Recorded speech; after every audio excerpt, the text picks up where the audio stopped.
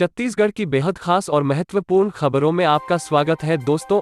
आज 11 सितंबर 2020 शुक्रवार का दिन हो चुका है। चलिए दोस्तों, आज की ताज़ा खबरों को फटाफट देख लेते हैं। छत्तीसगढ़ में कोरोना 6.6% की दर से बढ़ रहे मरीज। यह देश के अधिकांश संक्रमित राज्यों से अधिक। प्रदेश में 2748 नए केस।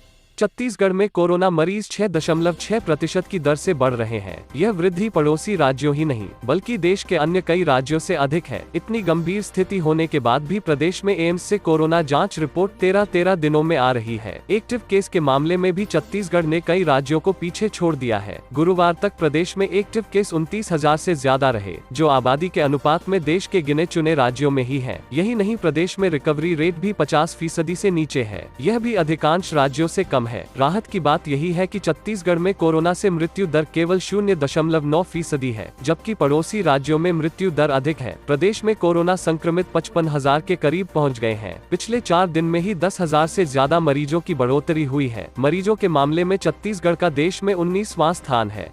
प्रदेश में 2748 नए केस। आयकर अफसर जौहरी समेत 16 की मौत। रायपुर में गुरुवार को 865 समेत प्रदेश में कोरोना के 2748 नए केस मिले। आईपीएस शलभ सिन्हा भी पॉजिटिव हैं। आयकर विभाग के प्रिंसिपल डायरेक्टर आलोक जौहरी की रायपुर में निजी अस्पताल में मृत्यु हो गई। कोरोना पॉजिटिव आने के बाद उन्हें 25 अगस्त को भर्ती किया गया था। मंत्रालय के 50 अफसर कर्मचारी भी संक्रमित मिले। बीते 24 घंटे में कोरोना से 16 मौतें हुई हैं, जिसमें 5 रायपुर के हैं। इन्हें मिलाकर प्रदेश में अब तक कोरोना से 489 लोग दम तोड़ चुके हैं, जिनमें 222 रायपुर के हैं। प्रदेश में गुरुवार को सामने आए नए मामलों के मिलाकर कोरोना संक्रमितों की अब तक की संख्या 54,184 हो गई है। एक्टिव केस 30,000 के करीब हैं। इनमें से 19,260 लोग तो रायपुर के अस्पतालों में भर्ती हैं। आगे खबर है, कोरोना का डर। प्रदेश के स्कूल 30 सितंबर तक बंद, तब तक पढ़ाई होगी सिर्फ ऑनलाइन।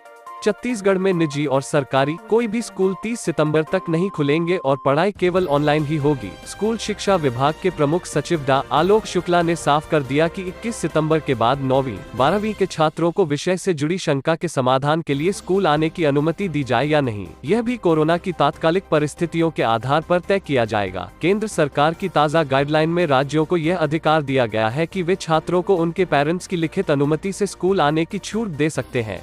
गाइडलाइन में यह भी कहा गया है कि 21 सितंबर से अगर राज्य चाहे तो 50% शिक्षकों को स्कूल बुला सकते हैं। शिक्षा विभाग के प्रमुख सचिव ने कहा कि इन सभी मुद्दों पर प्रस्ताव तैयार कर लिया गया है। इस बारे में शासन को फैसला करना है, लेकिन स्कूल खुलने के मामले में केंद्र की पहली अनलॉक गाइडलाइन में यह बात आ गई है कि स्कूल 30 सितंबर तक नहीं खुलेंगे। शिक्षक स्कूल आकर ऑनलाइन कक्षाएं लें या फिर घर से ऑनलाइन हो, इसमें ज्यादा अंतर नहीं है और इस मामले में भी फैसला जल्द होगा।